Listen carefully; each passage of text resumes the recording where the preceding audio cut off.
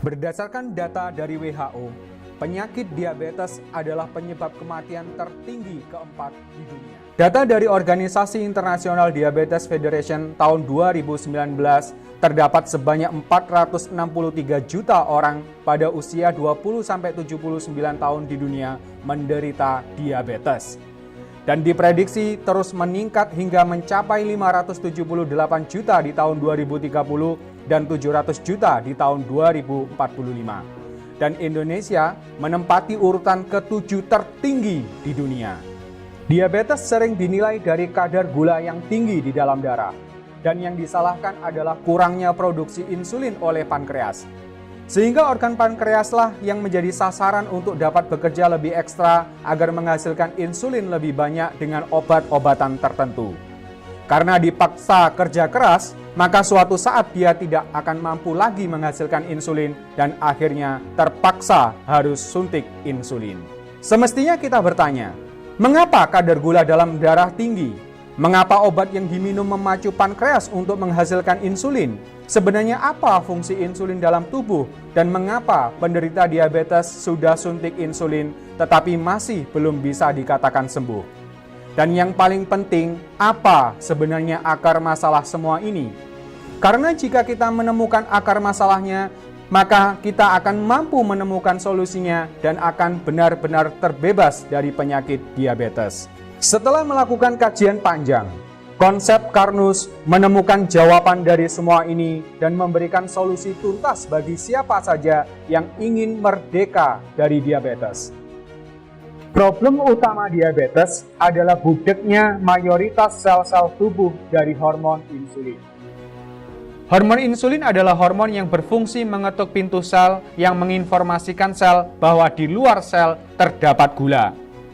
Begitu pintu sel diketuk oleh insulin, maka sel akan memerintahkan membrannya untuk terbuka dan siap mengambil gula dari darah.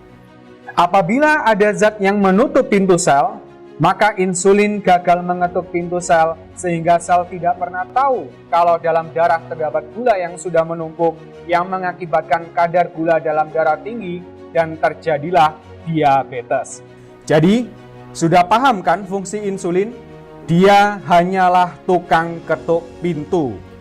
Sekarang kita kembali ke problem diabetes. Dari penjelasan tersebut, apabila Anda terkena diabetes, maka segera cari tahulah apa yang menyebabkan budeknya reseptor insulin sel Anda.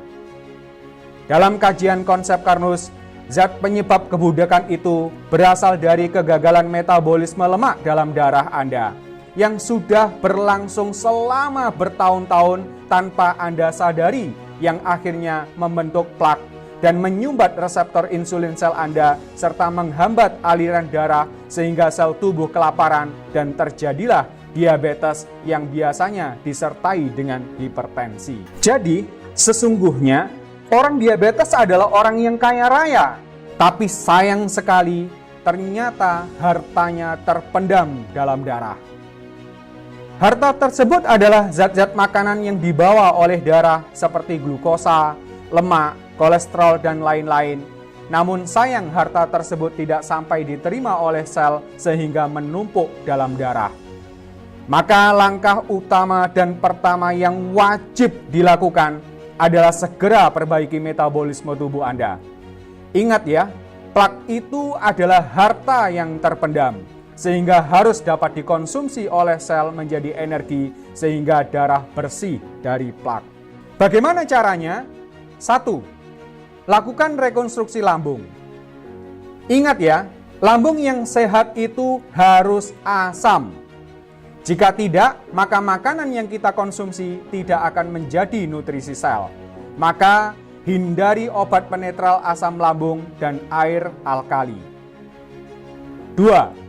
Penuhi kebutuhan energi pada sel otak, liver, dan ginjal dengan cara berikan glukosa yang mudah dibakar dalam mitokondria. Pilih nutrisi karbohidrat yang dilengkapi teknologi transport elektron Mitotek. 3. Hindari liver dan ginjal dari aktivitas gluconeogenesis dan ketogenesis sehingga pastikan gula darah tersedia cukup dan tidak hipoglikemi. 4. Pastikan pemecahan lemak darah dari trigliserid menjadi asam lemak berjalan lancar. Hal ini hanya bisa berlangsung apabila terdapat enzim lipase dalam darah. Berikan karbohidrat yang dilengkapi teknologi transport elektron sebesar 30% dari jumlah kalori yang dibutuhkan tubuh.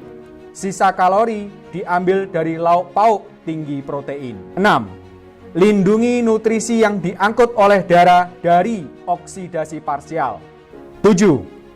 Switch penggunaan bahan bakar sel yang awalnya bersumber dari glukosa menjadi asam lemak dengan cara melakukan aktivitas fisik secara rutin. 8. Pantau kadar gula darah dan lakukan pengecekan darah secara berkala. Apabila terjadi penurunan gula darah, maka segera kurangi obat-obatan secara berkala sampai sembuh. Dari 8 poin di atas, Anda dapat menerapkannya dengan 5 langkah mudah. 1. Minum AG sereal 2 kali sehari, sebelum sarapan dan makan malam. AG sereal diformulasikan khusus untuk merekonstruksi lambung Anda. 2. Ganti karbohidrat dengan beras karnus 1 saset per hari. Beras karnus adalah karbohidrat canggih yang dilengkapi dengan mitotek.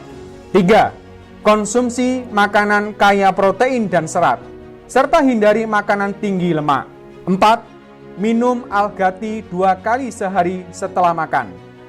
5. Lakukan olahraga ringan secara rutin setiap hari. Sekali lagi, pantau kadar gula darah setiap hari, dan apabila terjadi penurunan gula darah, maka segera kurangi obat-obatan secara bertahap sampai Anda lepas dari obat.